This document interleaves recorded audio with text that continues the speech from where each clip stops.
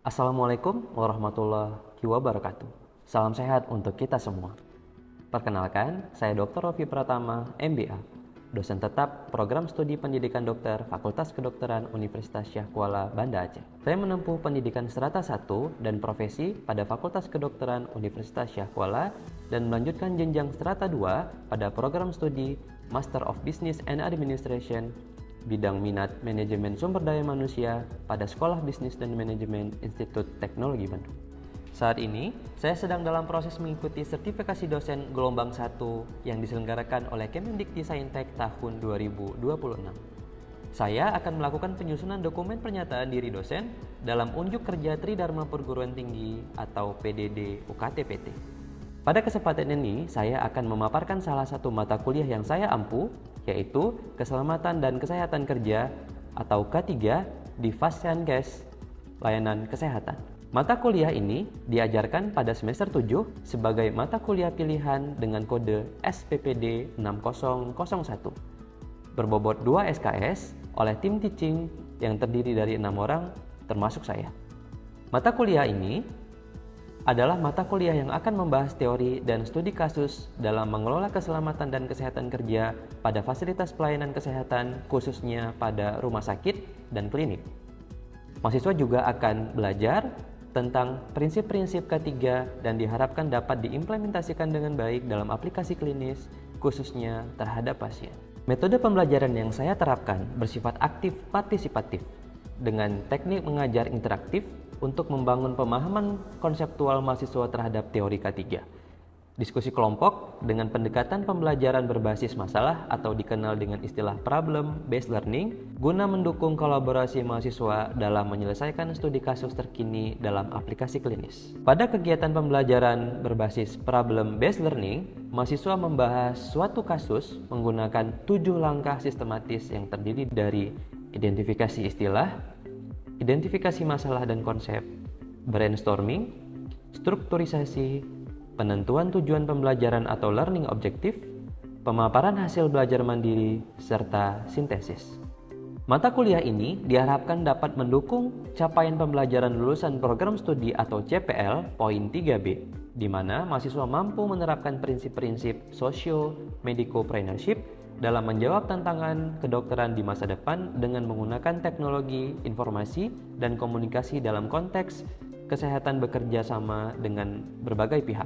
Untuk capaian pembelajaran pada mata kuliah diharapkan antara lain CPMK 1, mahasiswa mampu mengetahui dasar hukum dan sistem manajemen kesehatan kerja di rumah sakit dan di klinik. CPMK 2, mahasiswa mampu menjelaskan tentang alat pelindung diri atau APD, penyakit akibat kerja, kecelakaan kerja dan pasien safety, hiperbarik dan penyelaman, rehabilitasi medik dasar sederhana pada kasus PAK dan kecelakaan kerja, serta mampu membuat dan menjelaskan matrik identifikasi bahaya dan penilaian serta pengendalian risikonya.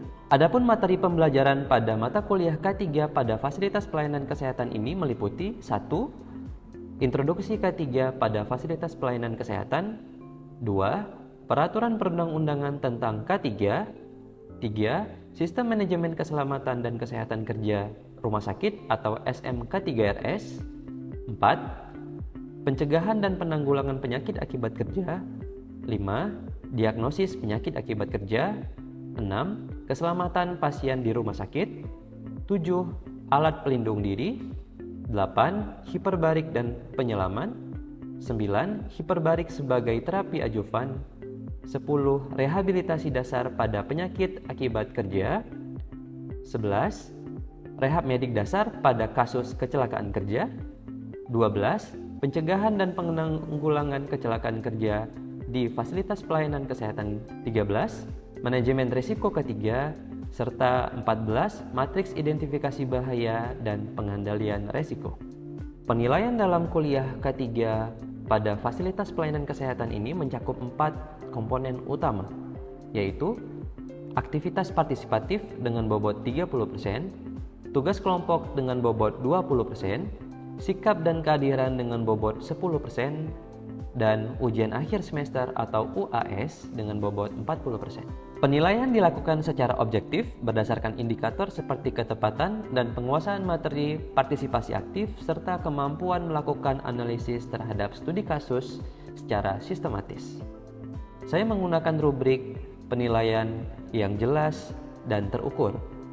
Hasil evaluasi akan saya sampaikan kembali kepada mahasiswa sebagai bagian dari proses umpan balik untuk meningkatkan kualitas pembelajaran. Mahasiswa nantinya akan mendapatkan pengumuman nilai dalam bentuk huruf A, AB, B, dan seterusnya.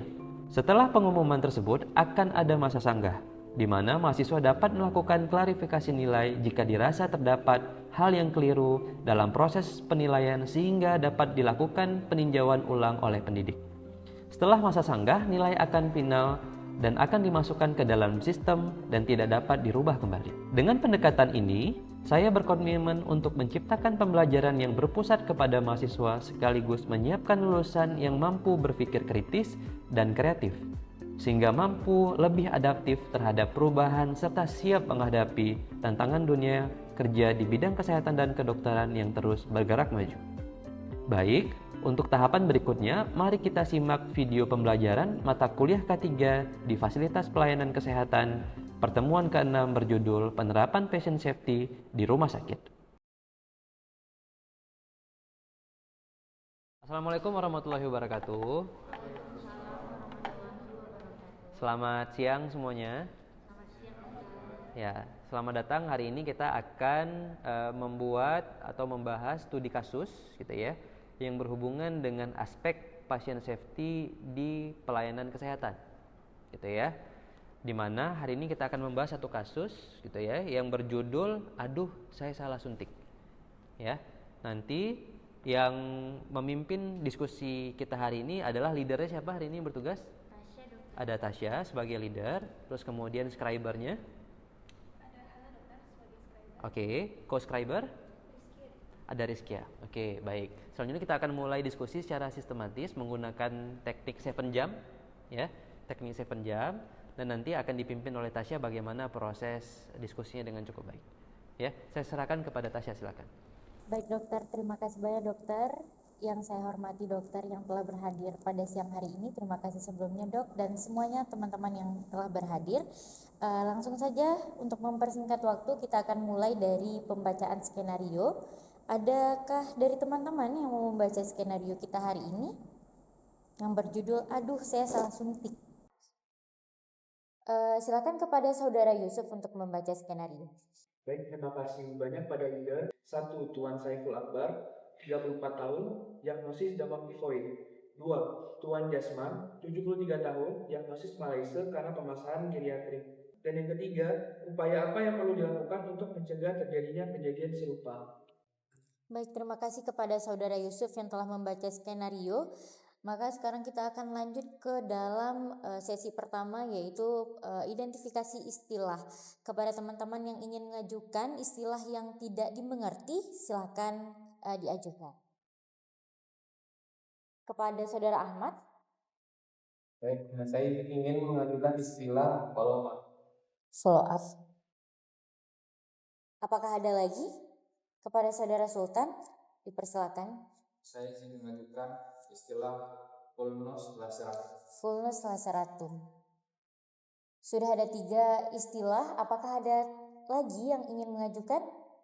Di sini sudah ada 9 identifikasi istilah. Sekarang kita akan menjawab dari masing-masing identifikasi istilah yang telah kita ajukan tadi. Sebelum menjawab, apakah ada lagi yang ingin mengajukan? Jika tidak ada, kita akan mulai dari identifikasi istilah yang pertama. Apakah ada dari teman-teman yang ingin menjawab? Kepada saudari Rizkia, silakan. Mungkin izin menjawab untuk identifikasi istilah yang pertama itu terkait dengan follow up. Jadi yang dimaksud dengan follow up di sini mungkin lebih ke pemeriksaan lanjutan yang dilakukan oleh tenaga medis ataupun tenaga kesehatan terkait dengan kondisi pasiennya, kemudian perkembangan kondisi pasien setelah diberikan terapi, dan apakah misalnya ada komplikasi dari kondisi pasien. Baik, terima kasih kepada saudari Rizkia, sudah sangat lengkap.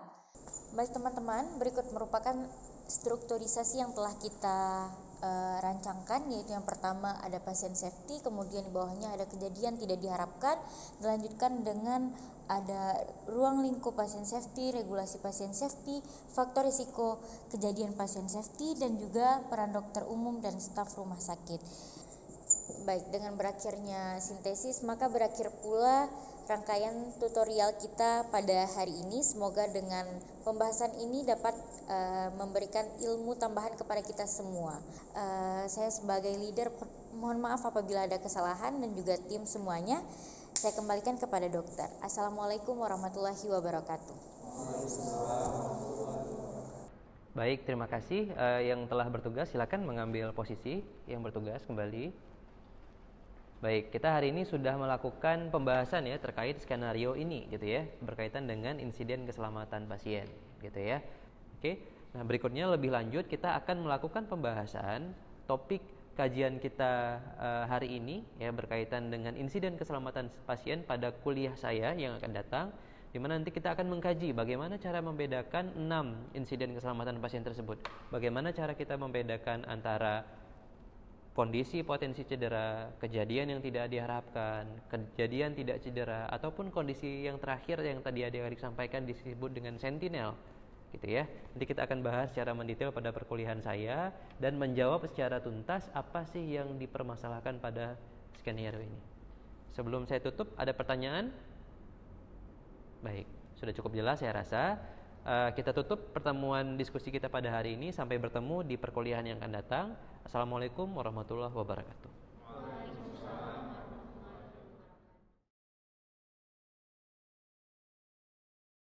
Bismillahirrahmanirrahim. Assalamualaikum warahmatullahi wabarakatuh.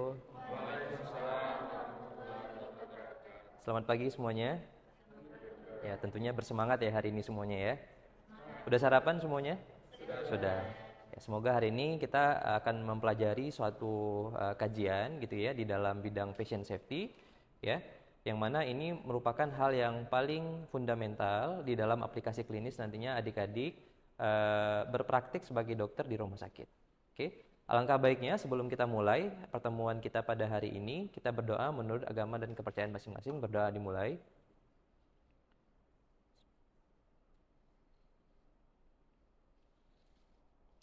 Selesai. Oke, baik. Tentu materi kita hari ini adalah materi kelanjutan dari materi-materi sebelumnya yang mana sudah disampaikan ya kepada adik-adik, yang mana ini merupakan pertemuan ke-6 dari pertemuan kita di semester ini. Oke, kita akan membahas prinsip-prinsip dasar patient safety. Oke, kira-kira sudah tahu apa yang dimaksud dengan patient safety? Sudah pernah dengar sebelumnya apa yang dimaksud dengan patient safety? Sudah ya, sudah tidak asing ya saya rasa ya. Oke, baik. Jadi kita akan melihat bagaimana teori ini gitu ya diaplikasikan gitu ya untuk menciptakan budaya kerja yang aman di lingkungan klinis gitu ya. Nanti adik-adik berpraktik bagaimana menciptakan budaya kerja yang aman ya, agar kita terproteksi dan pasien kita juga terproteksi. Oke. Ada 6 hal yang hari ini akan kita diskusikan. Yang pertama itu berkaitan dengan scope ya. Bagaimana ruang lingkup safety di aplikasi kesehatan dan kedokteran. Ya. Nomor 2, kita akan melihat bagaimana isu apa saja yang saat ini terjadi di dalam praktik kesehatan dan kedokteran. Isu patient safety apa saja. Ya. 3, ya, kita lihat bagaimana global patient safety strategi. Ya. Nomor 4, bagaimana regulasi di Indonesia tentang patient safety ini. Ya. Nomor 5, bagaimana insiden keselamatan pasien. Ini penting sekali. Banyak sekali hal-hal yang kita anggap biasa, namun hal ini justru membahayakan untuk pasien-pasien kita. Dan yang terakhir, apa sih target dari patient safety standar ini? Goals-nya apa? Gitu ya. Nah, untuk mengawali diskusi kita di hari ini gitu ya, ada suatu statement yang disampaikan oleh Badan Kesehatan Dunia, World Health Organization atau WHO. Tidak boleh ada orang yang mendapatkan bahaya di fashion case. Ya, itu statement yang sangat menohok saya rasa. Gitu ya. Nggak boleh ada orang yang mendapatkan bahaya di Vaskes. Kenapa? Mereka notabene itu datang ke Vaskes untuk mendapatkan bantuan. Bagaimana kondisinya jika dia mendapatkan bahaya? Ya, sudahlah dia minta bantuan ke fasilitas pelayanan kesehatan, dia mendapatkan bahaya baru. Nah, ini suatu hal yang sangat mengerikan saya rasa, ya. Makanya kita harus antisipasi dengan baik.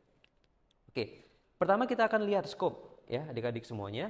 Scope dari safety di dalam pelayanan kesehatan. Scope-nya itu ada 3, ya. Yang pertama itu adalah scope dari sisi orangnya, people, ya. Termasuk di dalamnya ada staff, ada pengunjung, dan yang menjadi poin bahasan kita hari ini adalah pasien kita, ya. Keamanan bagi pasien kita, ya. Nomor 2 adalah perlengkapan properti, ya. Apa saja? Pertama, barang-barang, gitu ya. Aset-aset dan semua perlengkapan itu harus dijaga kepastian dari keamanan dari properti tersebut. Dan yang terakhir adalah tempat, ya. Harus aman infrastrukturnya dari bahaya api dan bahaya elektromekanikal, gitu ya. Makanya adik-adik lihat di setiap sudut rumah sakit itu ada yang tabung berwarna merah. Ada yang tahu apa? Apa itu? APAR. APAR itu kepanjangan apa? Singkatannya apa? Alat pemadam api ringan. Bagus, ya. Nah, itu adalah salah satu strategi untuk kita bisa melakukan pencegahan sedini mungkin dan memastikan lingkungan kerja kita tuh aman, ya, dari bahaya api, gitu ya. Adik-adik lihat apakah di Fastcase itu ada berserak-serak kabel? Tidak. Nah, itu juga upaya yang dilakukan agar tertata rapi untuk mencegah bahaya listrik, elektromekanikal, ya. Oke, nah berikutnya ini kita lihat perspektif, ya, perspektif dari patient safety itu apa sih, gitu ya. Nah, saya membuat pendekatannya seperti ini. Ada filosofi safety itu lebih baik kita melihat aspek dari negativity, gitu ya. Saya kasih contoh, gitu ya. Misalnya ada praktik, gitu ya, ada praktik kesehatan. Dalam hal ini ada Dr. Yusuf misalnya, oke, di mana, gitu ya, Dr. Yusuf ada pasien pertama. Katanya pasiennya, Dr. Yusuf ini keren banget, baik banget. Oke. 2, Dr. Yusuf ini kalau berobat senyum saja udah sembuh. Oke. 3, pasien Dr. Yusuf ini kalau nggak sama Dr. Yusuf, saya serasa nggak berobat. Pasien nomor 4 juga begitu, responsif 5, 6, dan pasien ke-7 datang dia memberikan respon negatif. Malas banget sama Dr. Yusuf ini, gitu ya. Belum lagi saya sampaikan semua yang saya keluhkan, sudah dikasih resep, sudah disuruh pulang. Oke? Tapi pasien berikutnya baik lagi, respon positif. Ada 1 pasien yang memberikan respon negatif sama kita. Oke? Nah, terus Dr. Yusuf pulang. Oke? Nah, setelah pulang apa yang teringat? 9 respon positif atau 1 respon negatif? Kenapa gitu?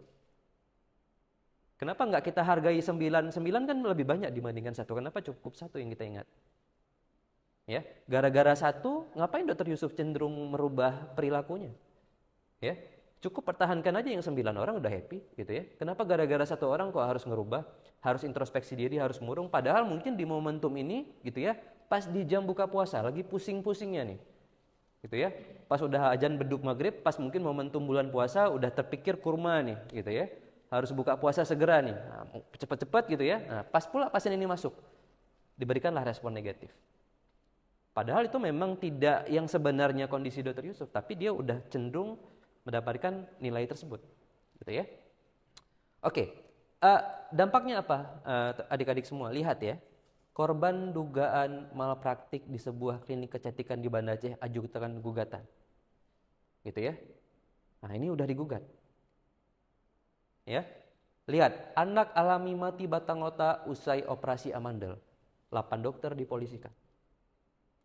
Oke, ini dekat sekali dengan kita. Ada yang di kota kita juga di Banda Aceh sini, gitu ya. Ada yang di blow up dengan masif ke media. Kira-kira masalah dokternya mungkin banyak faktor, tapi dokter adalah target, gitu ya. Karena apa? Mungkin kita mengabaikan prinsip patient safety ini.